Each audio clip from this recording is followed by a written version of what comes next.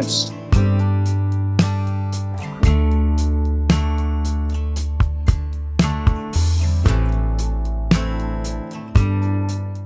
On the inside, I got another LB facing up, and this will go right into the panel.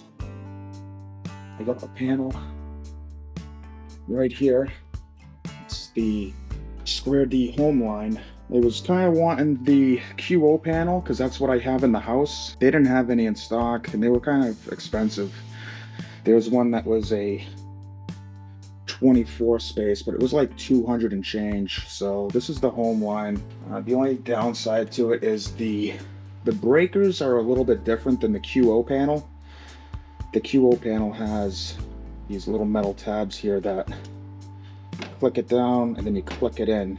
These ones are a little bit different. So the only downside to that, the house has old wiring. When I get a chance, I'll rewire it and I'll run new lines, and then I can put arc fault breakers because I got little kids. So if they're sticking screwdrivers or forks or whatever in there, it'd be nice to have like an arc fault, you know, GFCI combo breaker. But those breakers, they're like 60 bucks. I only have a handful of the arc fault breakers. So whenever I upgrade, you know, I'll put a new breaker and I'll have an extra, you know, 20 amp breaker laying around. There's a handful down in the basement.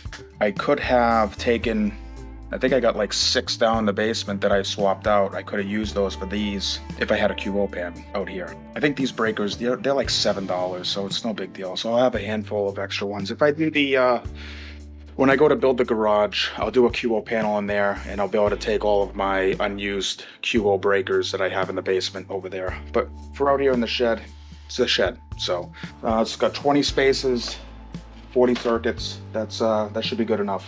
100 amp main breaker here. I'll probably do 65 amp breaker feeding this. I got number 4 copper. I think the number 4 copper is good for 95 amps, but it's kind of a long run. So I'll calculate it afterwards. You know, I might be able to go, you know, 85 maybe or 75, but we'll see. I'll probably just feed it with a 65 amp breaker. So this breaker won't be anything except for a on-off switch. So here's the electrical trough I made. I got the trough from the elevator guys on the job I'm at. And I didn't have any end caps, so I just slammed some 4-inch electrical boxes in there. And there's my hole coming through the side of the house. There's some like spacer blocks. Just trying to line it up. So this will go right in there, just like that. And then I can make all my electrical connections in here. There'll be more conduit coming through here in the future, possibly solar. This right here is the generator plug I got hooked up. But eventually I'm gonna have the generator pad out by the shed. So I'll have generator hookup, solar, and power going to the shed. All right, there we go. Hook some pipe to it. So that's what I got. I end up having a mess with silicone, so I'm gonna scrape all this silicone off and do duct seal instead. But this is all set now.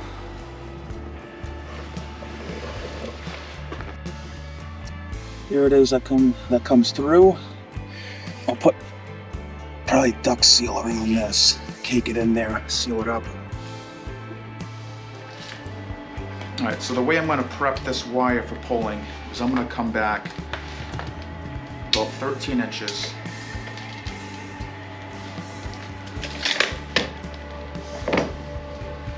And strip this insulation.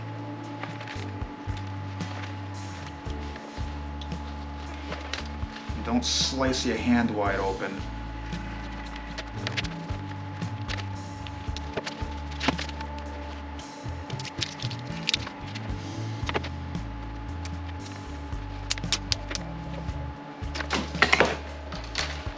So, I'm not an electrician, so do what you want to do. But one of my electrician buddies on the job I'm at, what he said he does is you can see how this cable is braided. So basically, you want to get to the inside core. So you have the inside core, and then the wires twisted around the center core. And what he says he does is he undoes this. I'm gonna untwist this. So I'm gonna pull from this. So I'm gonna unwrap this. Cut this.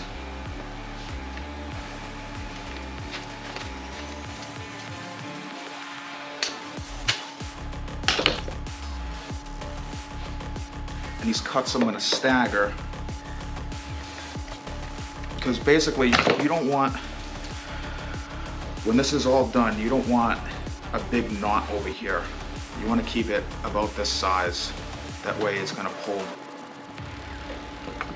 and not get bound up inside the conduit. So I'm going to stagger these cuts, because when you cut them, it's going to squish them. You know what I mean? So I'm going to stagger these.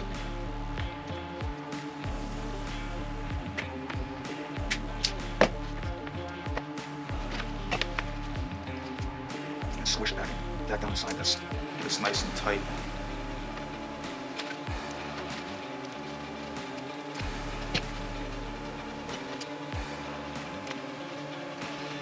And this center core here, you're gonna tie a knot, like a loop in your mule tape. And you put that on here, and then you just fold this up and over it. So your mule tape will be in here. This will be a loop. You wrap this all in tape. You got another one here.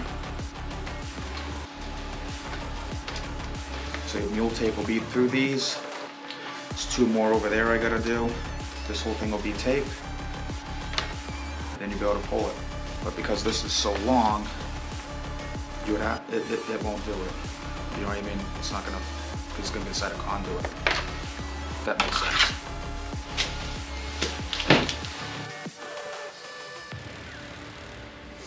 You ready?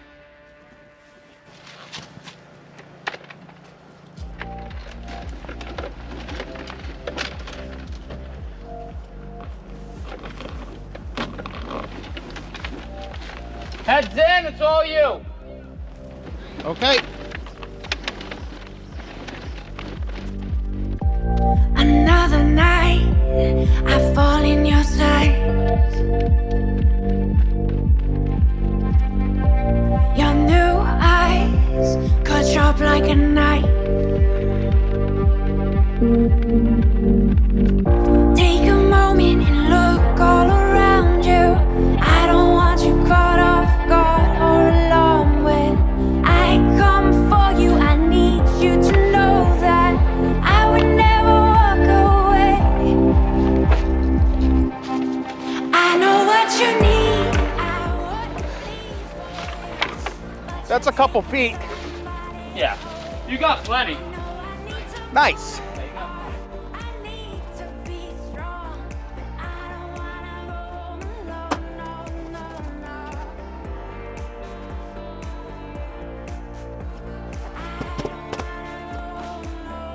Beautiful. Perfect. No,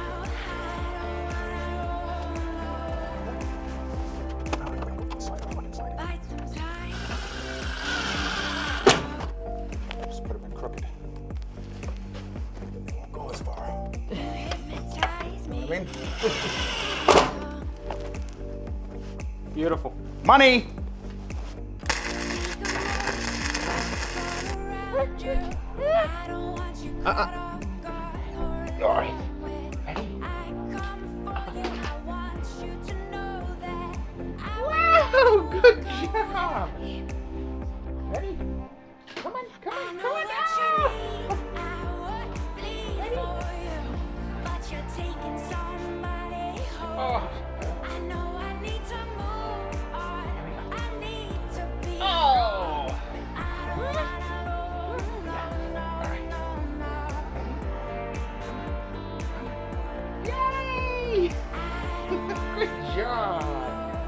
Good job.